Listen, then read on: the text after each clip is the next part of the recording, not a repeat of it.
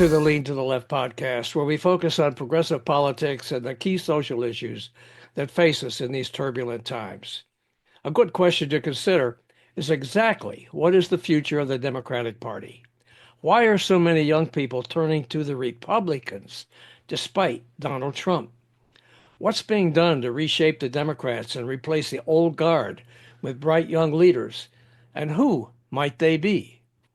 That's our focus today with our guest, Amanda Litman, founder and president of Run for Something, which recruits and supports young, diverse progressives running for local office. Since 2017, they've identified nearly 200,000 young people across the country who want to lead and help elect more than 1,500 millennials and Zoomers across almost all 50 states. Amanda is also the author of a new book, When We're in Charge.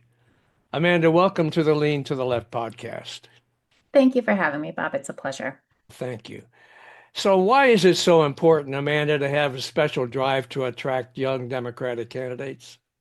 Because those are the folks who make up the future of the Democratic Party. There you go. Keep it simple, keep it straightforward. Yeah, yeah. Tell us about what you guys at Run for Something are up to and why you started it and what progress you're seeing, Amanda. So Run for Something was born of the ashes of the 2016 election. My co-founder, Ross Morales Ricchetto, and I launched it on Trump's first inauguration day, thinking it'd be small. We'd get maybe 100 people who want to run in the first year. This would be our side project. We had 1,000 people sign up in the first week, and as of today, we're up to more than 225,000 young people all across the country who are really running, winning, and changing lives in the process. They are young people, almost all are 40 and under, running for things like state house, state senate, city council, school board, library board, the kinds of offices that really make up the backbone of democracy and the backbone of the Democratic Party. And they are running and winning in all 50 states, in red states, blue states, purple communities, the full range.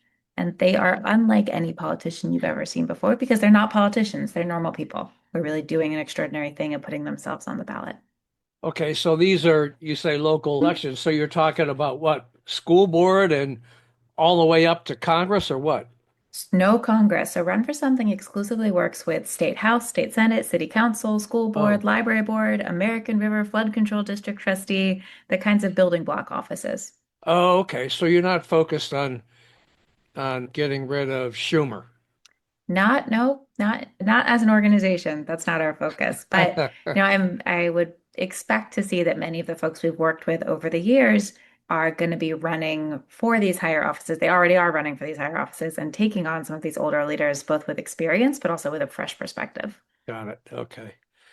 Now, in your book, When We're in Charge, you write that millennials and Gen Zs lead differently with patience, with no patience for bullshit or inauthenticity.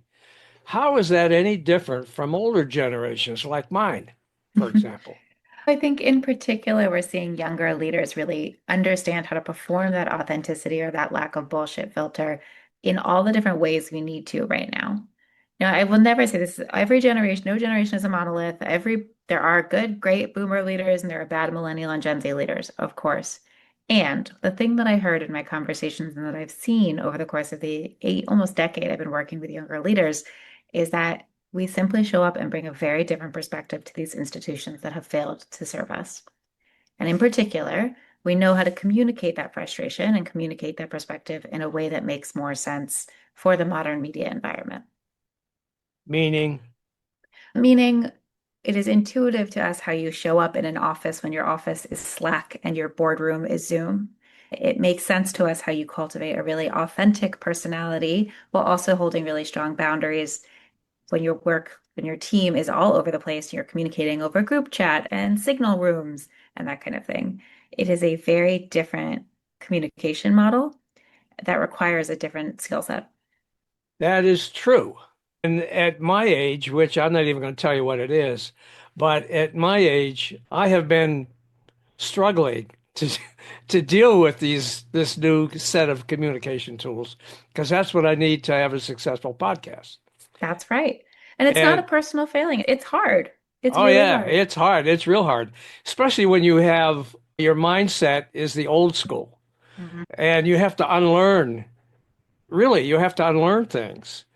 But it's such a challenge, and I love it. But anyhow, that's me.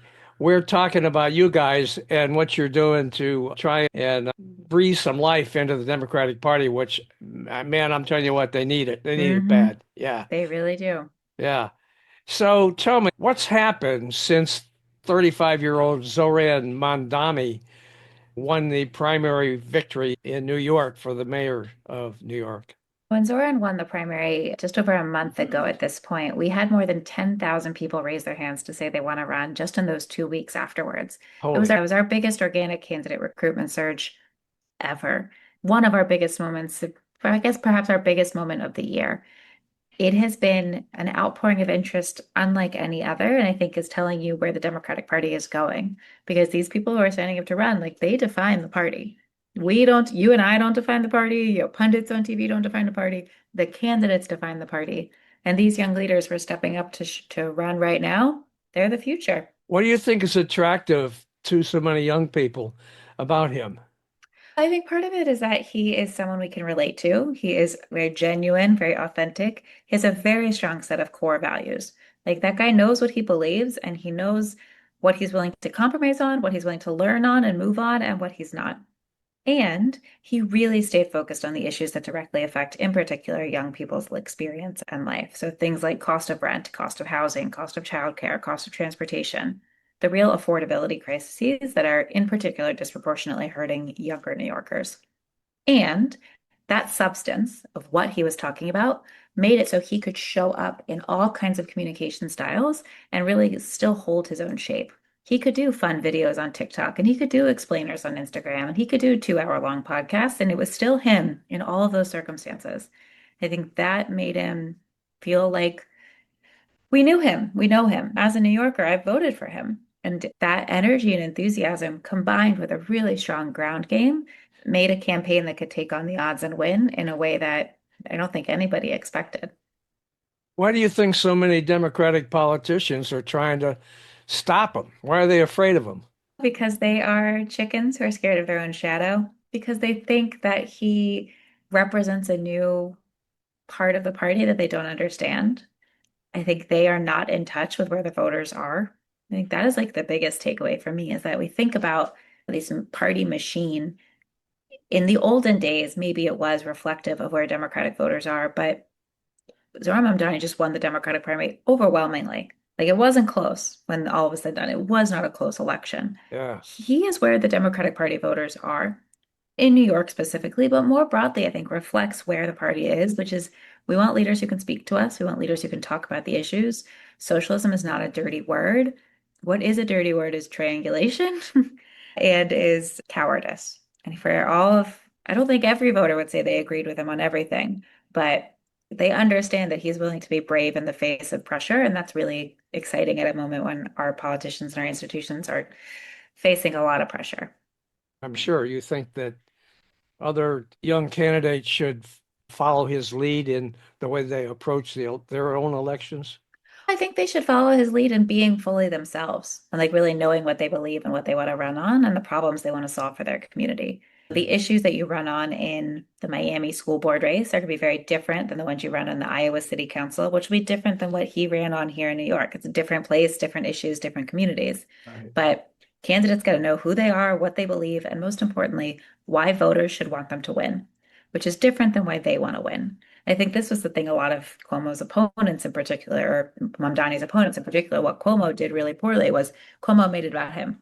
And I actually don't care about Cuomo. I care about my life as a New Yorker and my kids and my rent and my self-interest. Tell me why I should care if you win.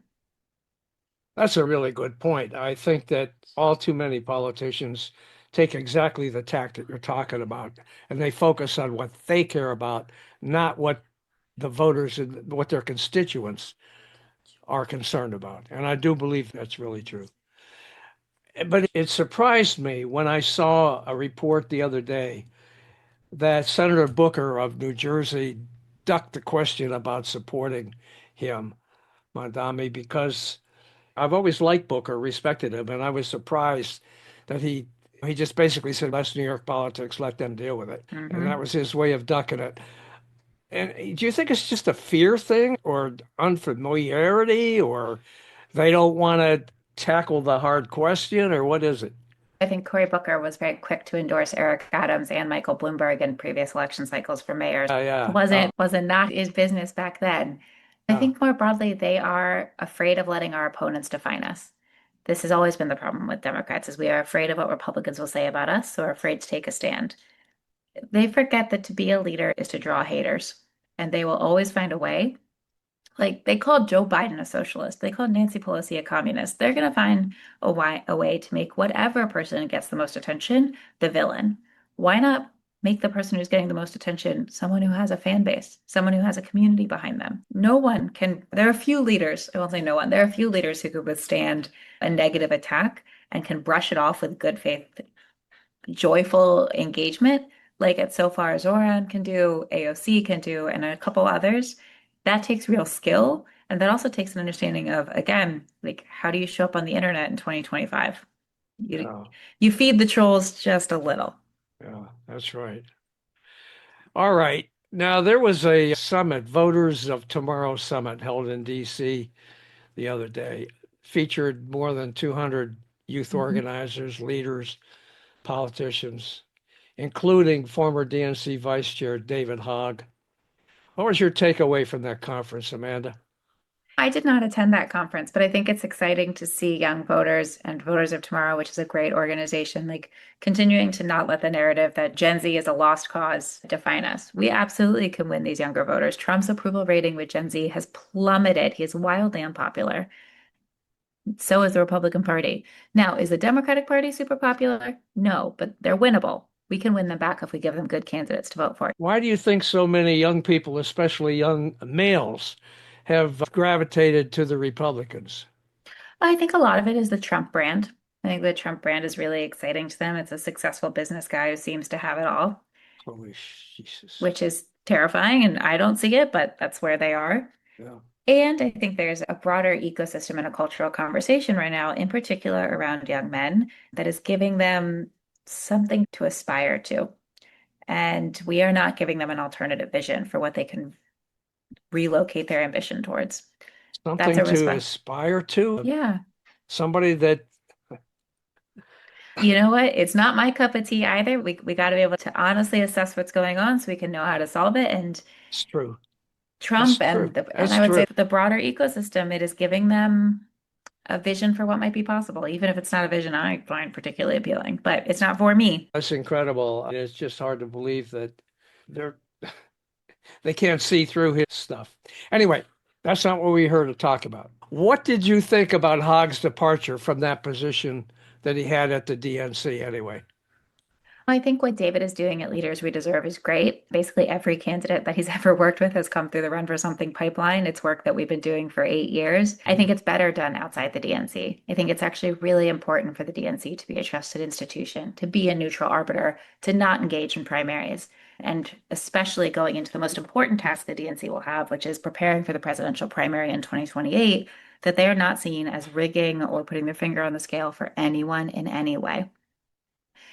David's participation as a leader in the DNC and then engaging in primaries undermined that. So I am glad that he decided to leave and to really make it clear that he can do the work outside of it because that is where it's going to get done anyway. Yeah, I thought that was a good decision as well. Yeah. All right. What about AOC? What do you see as her future? Whatever she wants it to be. If she wants to be president, she can be president. If she wants to be senator from New York, she can be senator from New York. If she wants to ride off into the sunset and have a nice life at home with her family in the Bronx, she can do that too. I think she is a generational political talent who, again, has like a very clear set of values and knows what she believes. If she decides she wants to run for president one day, I think she'd be great. She certainly would scare the you know what out of the Republicans, I think. I think that's right. Yeah. I see the comments they make today anytime she's in the news on social media. I live in South Carolina, okay? So I'm surrounded by all these nutcase conservative goofballs. And I'm allowed to say that it's my show. And it's amazing. Every time she's in the news, what they come up with. One guy said, "Oh, yeah, Run AOC. We'll run Hmm. all over you people. And nobody likes her, blah, blah, blah, blah, blah, blah, blah. And I do. I think she'd scare the crap out of them. Yeah, I think Yeah. so too. I think that they know that she is a threat. Yeah. Now, Mamdani and AOC, I guess are described as democratic socialists, right? They self-identify as that. At least I'm not sure if AOC still does, I'll confess, but Mamdani does, yeah. Yeah, I'm not so sure what that means, but anyway, if many young voters are turning to the Republicans, is it the right strategy for the Democrats to embrace socialism? I think it's the right strategy for us to embrace a point of view and to embrace a set of clearly held values. And for some candidates, socialism might be the way they describe that. For others, it might look a little different.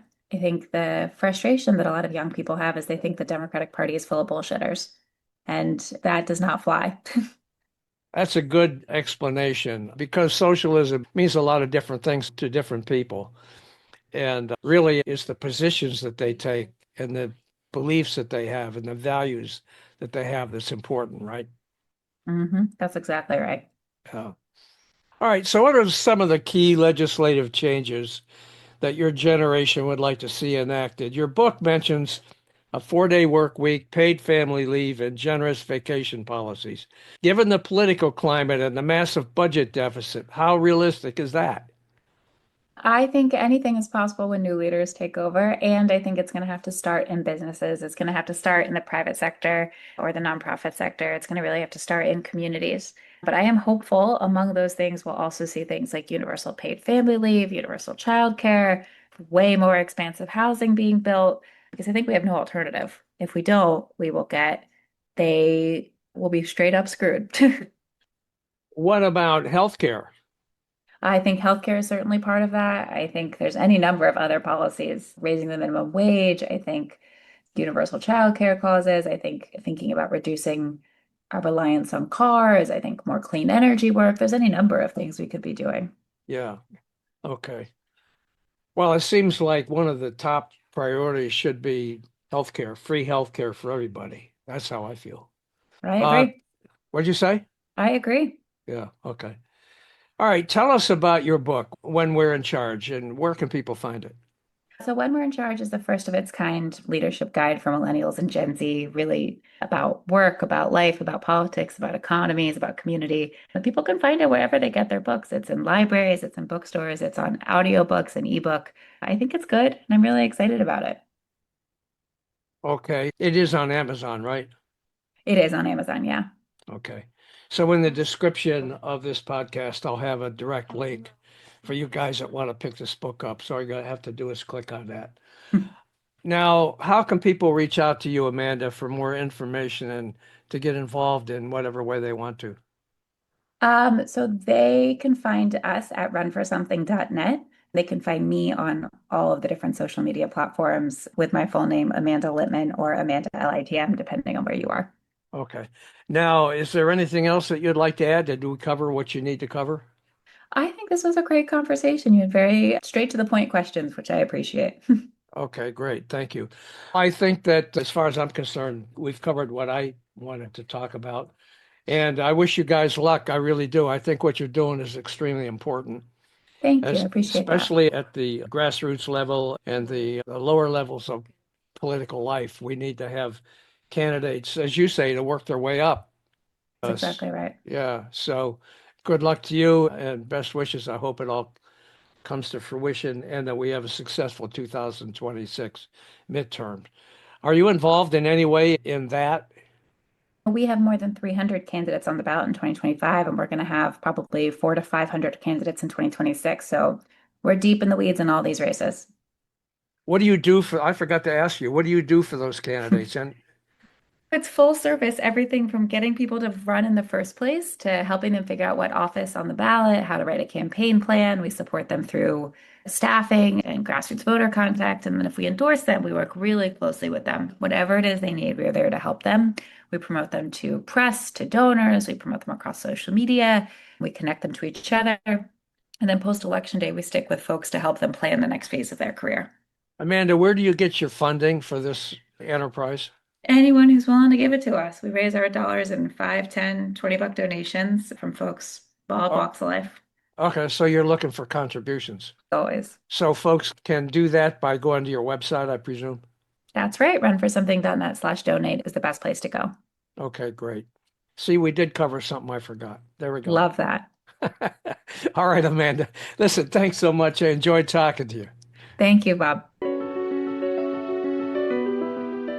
Hey guys, I'm Bob Gaddy, founder and host of Lean to the Left. I'm excited to share our new book, Hijack Nation, Donald Trump's Attack on America's Greatness, co-authored with political analyst and professor C.J. Waldron. In Hijack Nation, we delve into the unfolding story of America's political landscape through a series of essays from leantotheleft.net. We explore how Donald Trump's presidency has transformed American politics, challenging our values and institutions. Hijack Nation isn't just a book, it's a call to action. It invites you to reflect on what it means to be American in a divided political landscape. Together we can reclaim our nation's greatness. So get your copy of Hijack Nation today. Visit leantotheleft.net and click on the Books tab to learn more and to order.